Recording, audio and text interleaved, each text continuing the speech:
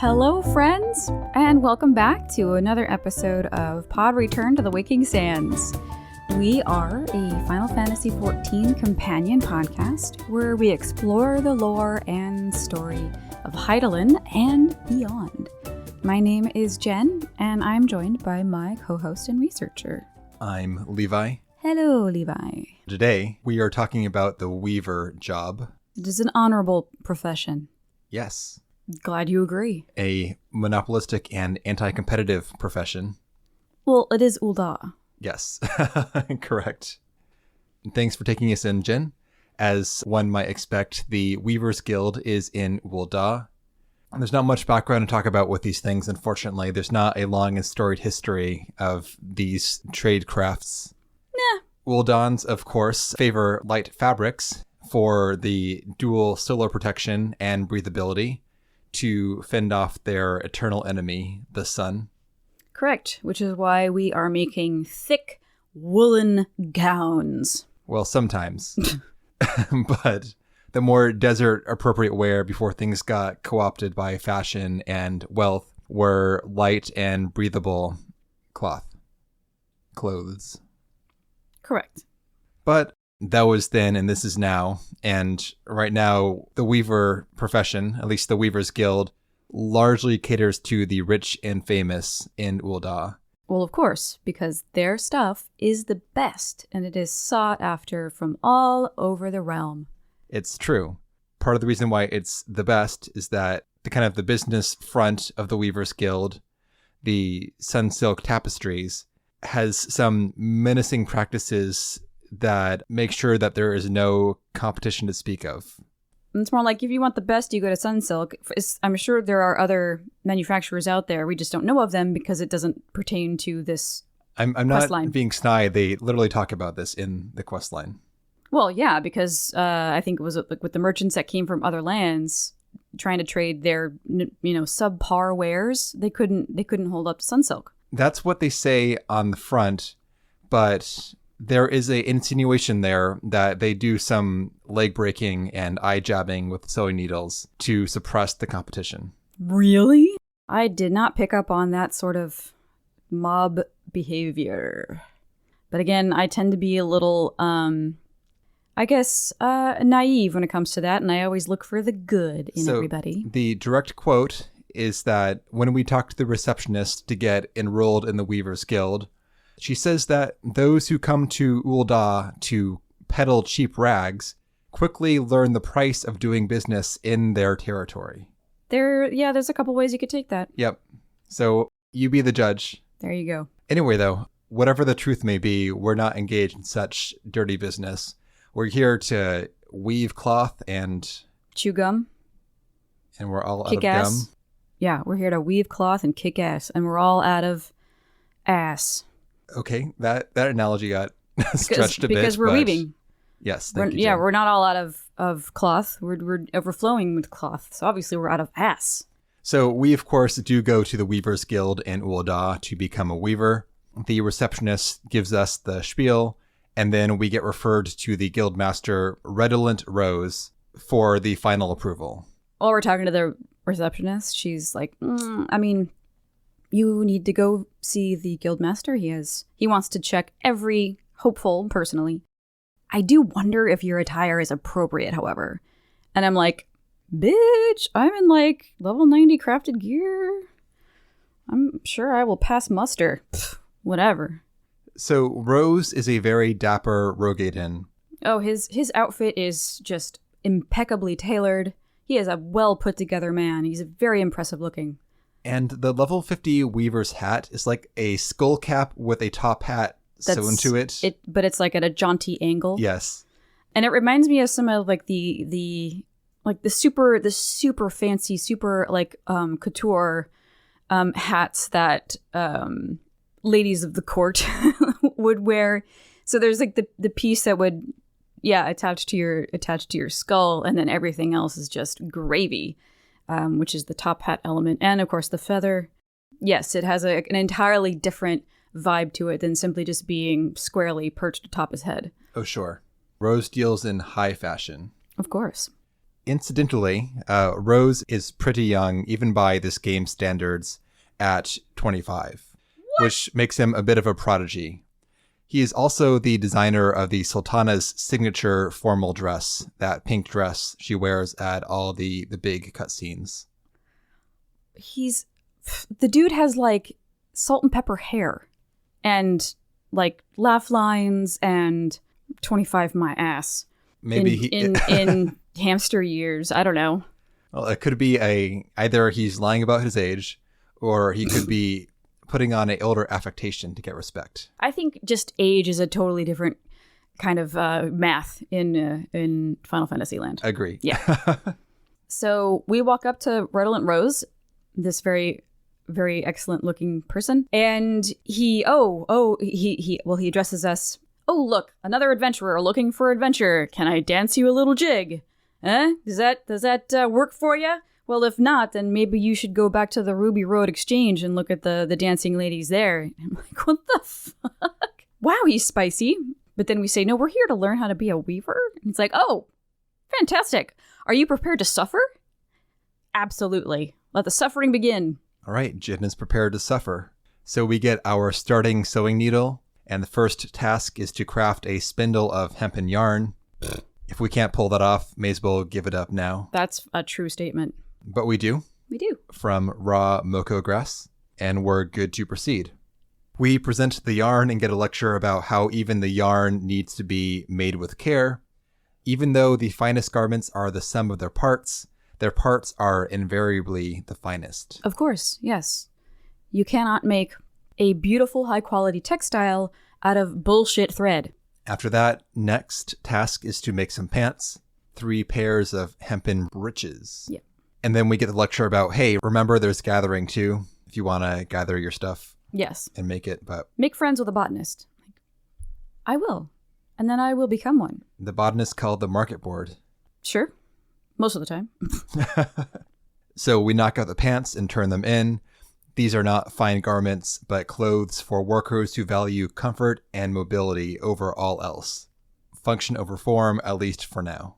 You know, each garment has a purpose. He's happy that we do not deviate from the standard pattern for hempen and breeches, like we had a choice. But he says a scalloped hem is about as useful as nipples on a gladiator's breastplate. Well, I guess the people who designed Batman's costume. Who was it that had the Batman costume with the nipples on it? Was it George Clooney or was it? I don't know. I forget. But that was kind of scandalous when that happened. Of course, that was in the 90s. Anyway, and then after this is we get our spinning wheel here. That job's done. We return later on, and we need a dozen bolts of undyed hempen cloth stat. No problem. Bam, bam, bam, bam. Here you go. Pile of hempen cloth. These bolts are for the immortal flames. They're going to be used as bandages, as there's just been a giant brawl in the Flames Foreign Brigade. They got drunk and got into a fight. Keeping it classy. Womp womp. Well, at least our bolts of cloth will be useful in some way. But at least we've now earned the right to do commissions. Hey, that's pretty big. Not under the Sunsilk Tapestry name, though. Oh gosh, no. No. Off-brand. You know, doing leave quests for randos. Sure. That's fine. So now we get into the actual story after the warm-up stuff. The first commission we get through the guild is for one Wawaruka. We're going to craft him some bespoke clothes as a thank you for his patronage. So don't fuck it up. Yeah. So, in my mind, I'm thinking, ooh, this must be a very highfalutin sort of gentleman. And we go meet, I'm going to call him Ruka, because Wawaruka is an awkward mouth shape. So I'm going to call him Ruka. Anyway, we meet him, and he is an adorably humble Lalafell miner, and he is in charge of procurement for the guild, hence the good client status. And he's chuffed that Redolent Rose would offer to make him some things. So he what he requests, of course, is something that he just some very bread and butter items for his everyday needs. So, a pair of shepherd's slops and a scarf for on the job stuff. Right. Well, it's worth noting The reason he's a big buyer is that he's the quartermaster for the Miners Guild. So he doesn't buy fancy things. He buys in bulk. Right. That's why he brings the dollars in. Right. So gloves, pants, all of those things that are being consistently worn down. So yeah, good client. So he's like, I'm a good client, but it's just because our items see a whole lot of action. And he feels, this is the kind of guy that doesn't, like a lot of fuss. And he's a little like, oh, you're going to give this to me for free? That's like, wow, that's extremely generous. So like a little self-conscious there, again, because he's a humble miner and he's just adorable. So we make him the scarf and slops, and then he stops by to try them on, and he's very pleased. Rose, though, had something a bit more tailored in mind for this besides the workforce clothes. Sure. But Walruka don't want no frilly Watsits. Yep, frilly Watsits. Oh, he's got this really cute little Cockney accent. And but he is ecstatic over these clothes. He's hopping around. He's like, man, these are amazing. Woo, off I go. I'm going to mine the shit out of shit. And, Redolent Rose is like, I had hoped he would ask for something better. But, and that's interesting because I find Rose to be an incredibly insightful man who can kind of, when clients ask for things, he can kind of see behind and see the deeper meaning behind the request. And so like he knows what they want more than they do kind of a guy. So it's interesting that he couldn't foresee that Ruka wouldn't ask for more than, his simple wardrobe things. I don't think that Rose is the omnivisionary. I think he's good at dressing people up specifically because everything he does in terms of trying to guide fashion is about a certain look. And when people try and go it their own way, he is less understanding and accommodating. He is a person who has a taste for fine things and fine fashion. Well, he also understands that your outward, and he says this, especially in Ul'dah, your outward appearance is the reality to a lot of people. But again, he sees people's soul, I'm pretty sure. And he will, want the best for them. And as we see with Ruka, they may want something different. And so there's this like, oh, I see the potential in you, but he's still very respectful of, what people want. He may not respect the person, but he respects their wishes. Sure, fair. So with that job done, we can now actually do commissions on behalf of Sunsilk Tapestries. We can put the brand on our clothes now. Big moves. And our first official job for the guild and for their business front is a commission for an heir to a vast fortune. This is a Lala named Mama Jaru, who is a bit of a dilettante. Oh, he is hoity-toity, and he's a pompous ass. Correct. So he's waiting for us right now. So we got to hustle over to the shop he's hanging out by to go and get his commission. He is a white-haired Lala that's wearing a dyed version of the traditional Ul'dah garb. Mm-hmm. He's got jewelry galore. And he immediately assumes that we are beggars. Once again, despite the fact that I am resplendent in level 90 garb. Maybe you're less resplendent than you think you are, Jen. I guess, because he assumes that I'm trying to shake him down for money. And we clarify, oh no, we are here on behalf of the guild to make this thing that you want. And what the fuck is this thing that you want? And he says, well, I have just learned that I have a prodigious talent in the gladiatorial arts, and I require only the finest equipment to unlock my full potential. So this acton needs to have some materia put on it. So this is the materia melding part of the quest. And then he's like, all right, chop chop, and he walks away. Ugh, asshole. So yes, we go and we make it doesn't have to be high quality because fuck him. And we know that he's not going to be any kind of gladiator.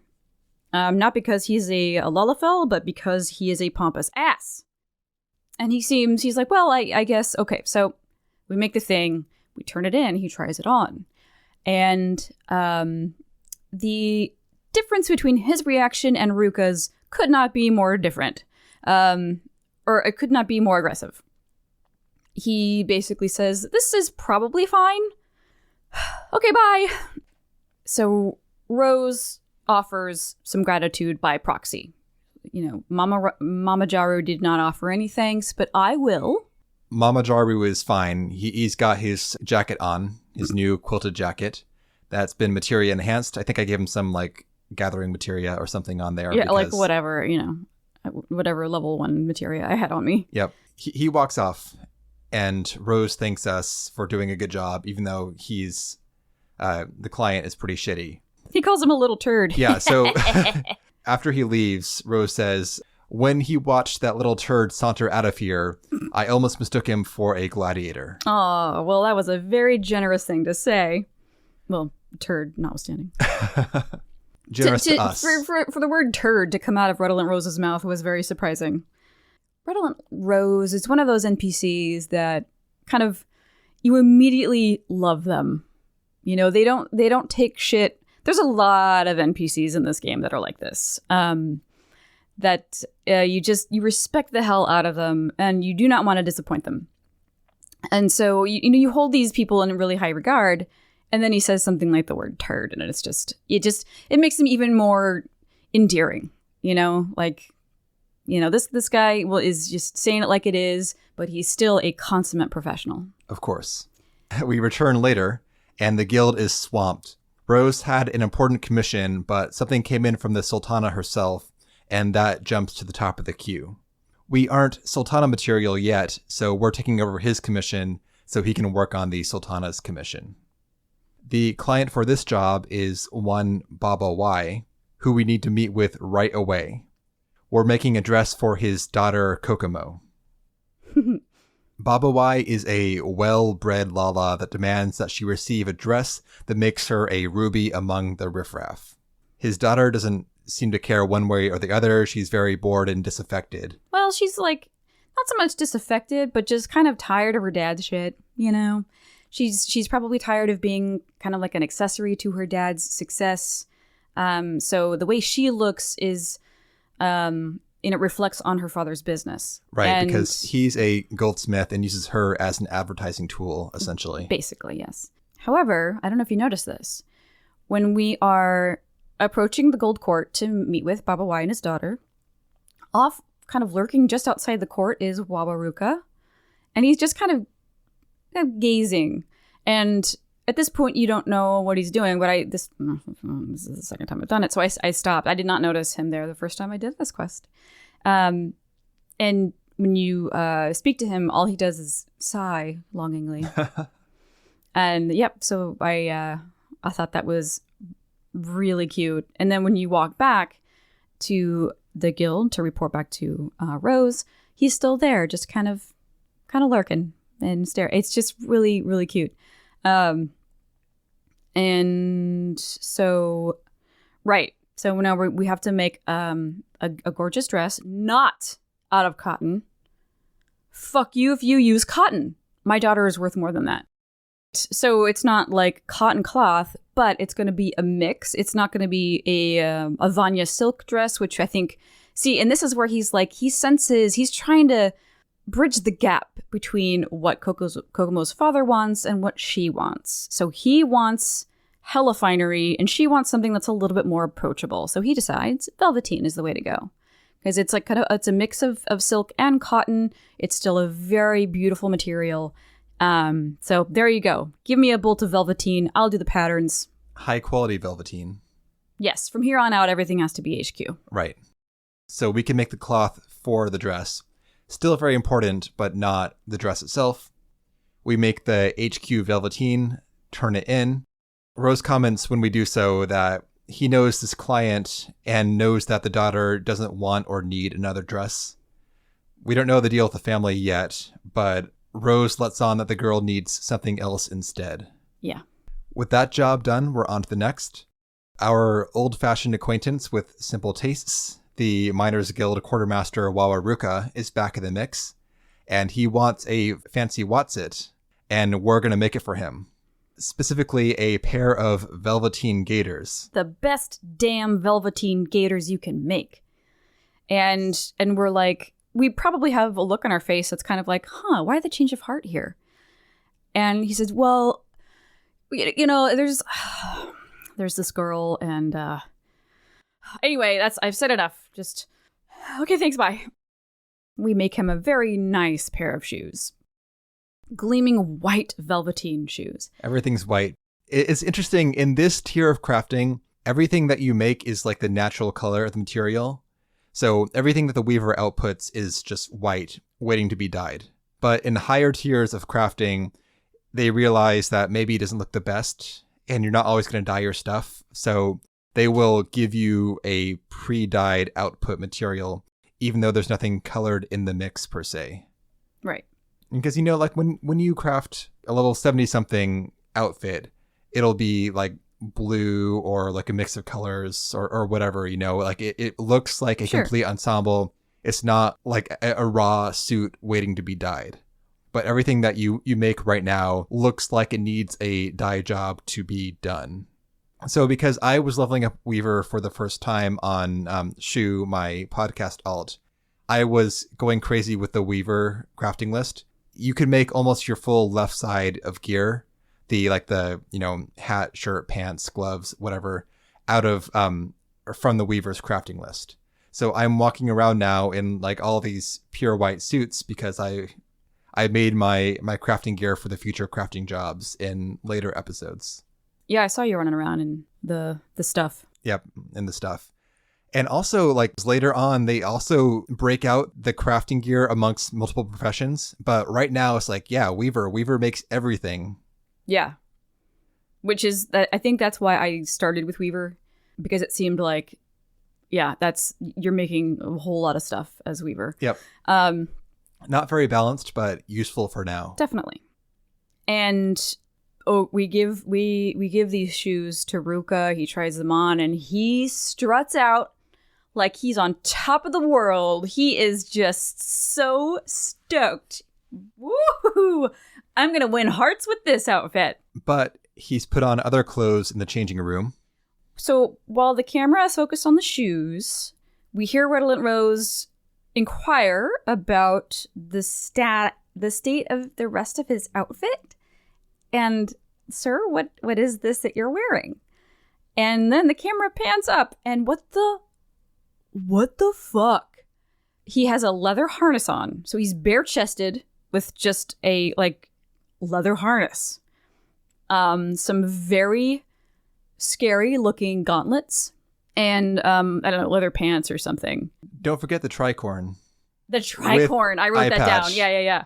So, I mean, this is just a complete diarrhea of an outfit. Well, Jen, the pants are his father's cordon pants when he wooed his mother. Oh, yes. No. He's like, my pa had great success with this outfit, and he is feeling great. I mean, like, how can you tell this guy to change his stuff? He feels amazing. Rose tries to, but he runs off before. He's too excited. He runs off, and Rose collapses in despair. Oh God! And hoping that maybe the girl will see past the outfit and look to his intent. Maybe. Oh fuck. We come back later and learn, unsurprisingly, that the attempt was not successful. He got chased away by Kokomo's father. Yeah, and he's like, pervert, which I understand because fucking leather harness. If you're not like Jen, who spotted Wawaruka creeping on Kokomo, maybe wistfully adoring Kokomo from a distance. There you go. We learn now that the apple of his eye is Kokomo, who is, of course, the daughter of the overbearing goldsmith. He's got an uphill battle. And Kokomo is just also adorable. As we're talking, Wawaruka also recaps the meet cute that got him and his lady started down this path. Oh, that's right. That's where he first locked eyes on her. Yep. So he was making a delivery to the goldsmith shop. At the time, though, there were a couple of troublesome customers. So Wawaruka steps in to fend them off. They get into a scuffle. He takes a few hits, but he does chase them off. Kokomo bends down to tend to him afterwards, and they lock eyes. Wawaruka is smitten from that point on. Yep. He's like, I don't even know what she was saying. It's just precious. So he understands what he's up against here, daughter of a very wealthy merchant, blah, blah, blah. So in order to look more like a quote-unquote respectable man, he asks for a nice linen shirt. Just a nice linen shirt. What could possibly go wrong? This shirt still shows a lot of chest, but... not in a leather harness kind of way. No, this is a very traditional shirt. The Ul'dah level of chest being shown. Yeah, like tons of dudes around town are sporting this shirt, and it's fine. So we give him the shirt, he tries it on, and we're all very hopeful that this will go down a little differently than the first time. And he walks out, and he's like, man, I feel amazing! This shirt is amazing! And Rose, once again, is like, but dude, what is this other stuff you have on? A conical hat on and spectacles. Straight up a dunce cap. To make him look smart. Well, yeah, because his goldsmith friend gave it to him, and he said, I look smart in this. So, of course, he's going to put it on. And he's wearing a leather subligar to show off his miner's thighs. Yeah, because his friends said, and he has so much, and this is beautiful, he has so much faith in his friends. When they're all telling him these things, like this hat makes you look great. You're a miner with a chiseled physique, you should show it off. Hence the leather subligar, which, I mean, thank God he did not pair that with the leather harness. So he also is wearing armored boots and gloves. They're the best sellers at his armorer friend's shop. See, isn't that precious? He goes in, he's just so earnest. And he goes into his armorer friend's, his friend's shop, and he's like, what? Because he has no idea what to do. Like, what are your top sellers? And his friends, oh man, these sell like hotcakes and these sell like hotcakes. He's like, I'll take them. Absolutely. And he just puts it all together into this insane looking outfit. And off he runs once again. This is it, guys. This is gonna do it. And again, Rose is just despondent. He's like, this man is going to ruin his chances. And he's so upset. And I understand. We want what's best for Ruka. We want this to work out. But there, off he goes.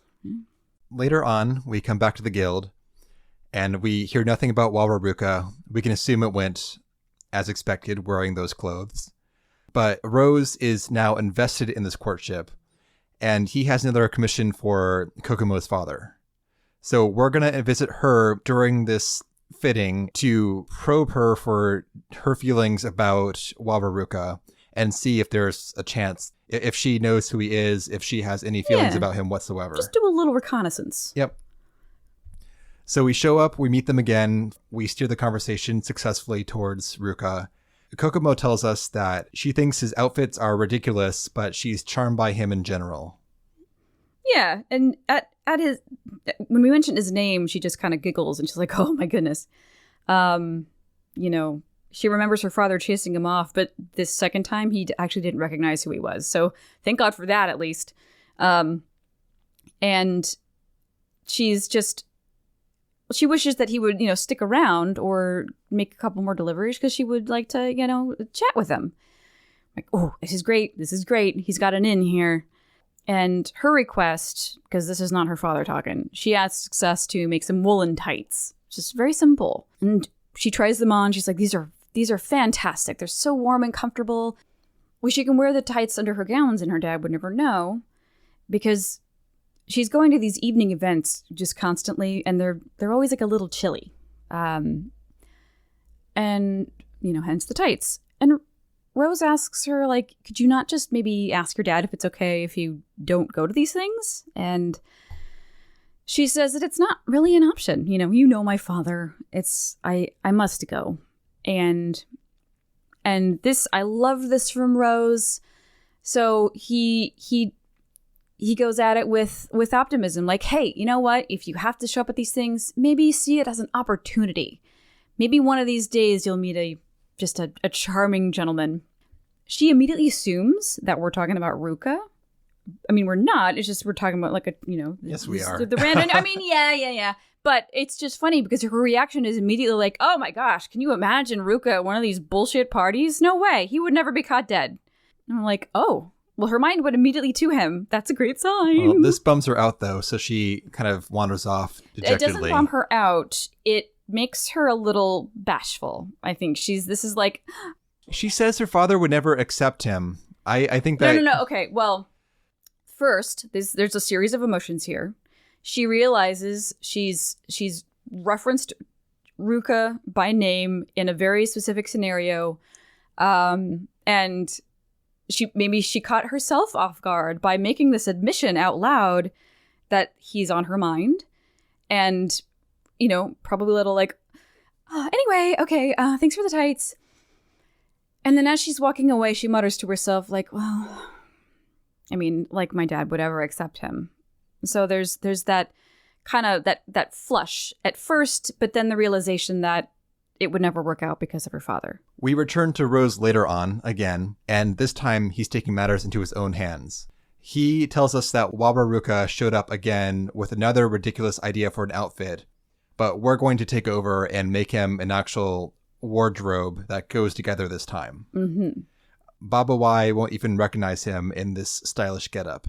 He didn't recognize him in the not so stylish getup, but sure. Yeah. In a good way this time. Right.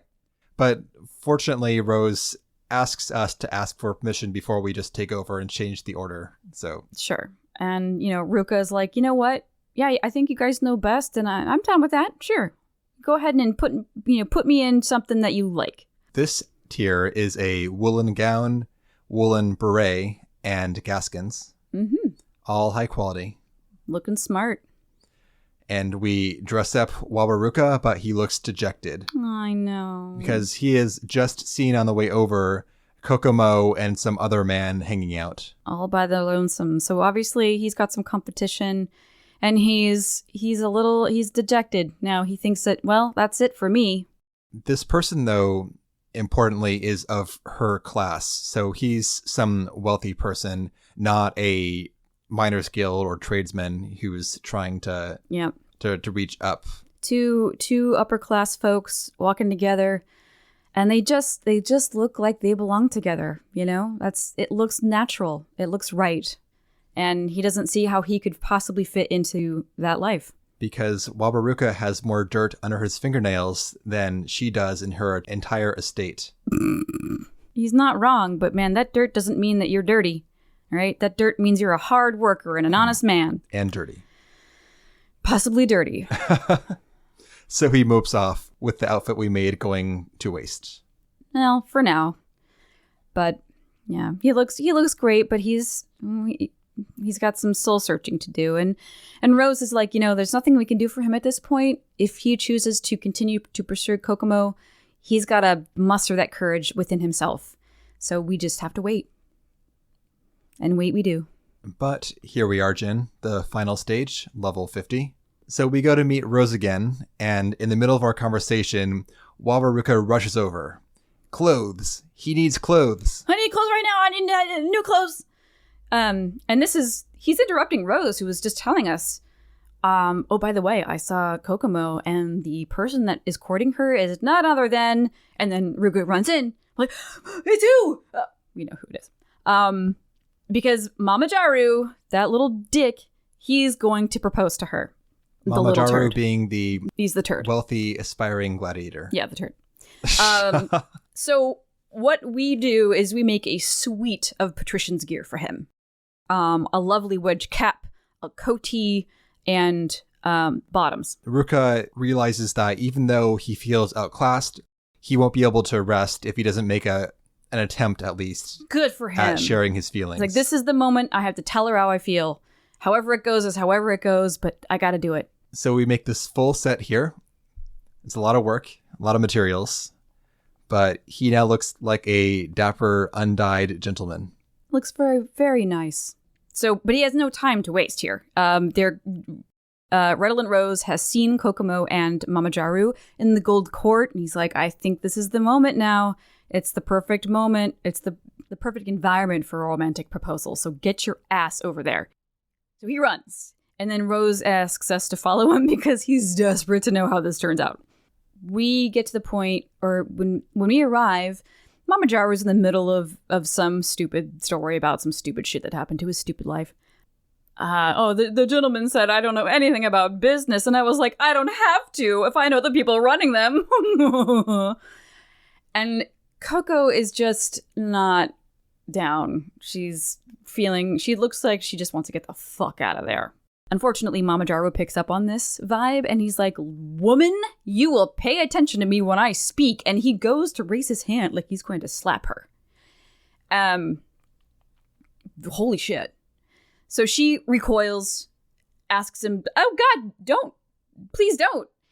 And this is when Ruka swoops in and blocks the whole slap from going on. Like, how dare you attempt to slap a lady? She kind of falls on her butt a little bit and asks Ruka, I'm sorry, do I know you? She doesn't recognize him either. And he turns around and he says, I'm Ruka. I've delivered to your father a few times. I don't know if you remember me. And she's like, oh yes. Why are you wearing this? Why are you wearing this? This is a new look for you. And he says, I wore this for you. Well, rich kid Mama Jaru is still there. Oh yeah. And he doesn't take kindly to this interruption. But Wabaruka just gives him a stare down without any words. Well, Mama Jaru demands fisticuffs. Like, how about you? How dare you besmirch my whatever. And fucking Ruka just squares up in his face. And Mama Jaru backs down. And says, well, you just made yourself a big fat enemy. And runs away. It's fantastic. Oh, and then this precious moment. He kneels down slowly to help her up. And she reaches her hand up and they have just, sparks are flying, people. And they're just, it's so romantic. And she's like, please don't ever wear those weird outfits again. And he says, as you wish. And they just have a little moment and we leave them be. Like, we're going to let them have their thing. And we walk back to the guild to report to Rose that everything seemed to go well, really well. Wow. But it's not a guarantee, he notes, because they're still his father. But the strength exists within Ruka, and his destiny is in his hands, and he seems completely capable. Lest you be confused, though, Rose is not invested in this nonsense. He is merely fulfilling his duty as a weaver. Sure. Consummate professional. Of course. Sure. And that's it. It's just the sweetest little story. I love it so, so much. I immediately fell head over heels for Ruka. He's my favorite guy. Well, the weaver's tool we get at this tier is not as ridiculous as the giant carpenter saw, sadly. I mean, they couldn't give us a giant needle. So they could have. I guess. It'd be as practical as that giant saw is. Maybe I forget what the thing is. The needle point, the circle or whatever. It looks like a harp, kind of. Yeah, I don't know what that thing is, but that could have been giant, I suppose. But either way, we're looking good, feeling good. We did some good work here. And that's that. Yep. This quest is very straightforward compared to Carpenter, which had a bit more drama to it in a way. Like, for all the actual drama in this with the Wabaruka goings on, there's not much to really look into or to evaluate. It's like, yep, this is kind of what it is. Oh, sure. I mean, with the Carpenter's Quest, there was a lot of interpersonal drama that went unsaid, and so we had to try to figure out what the heck had gone on in their past to make them act this way towards one another now. Ugh, just mysteries, drama, people being weird. But yes, this was lovely. This was just like a little snack, a little rom-com of a story that was delightful. Yep, pretty much. So that's Weaver. Next time, we are resuming the main story. We'll be playing through the Sylph storyline to the quest Spirited Away.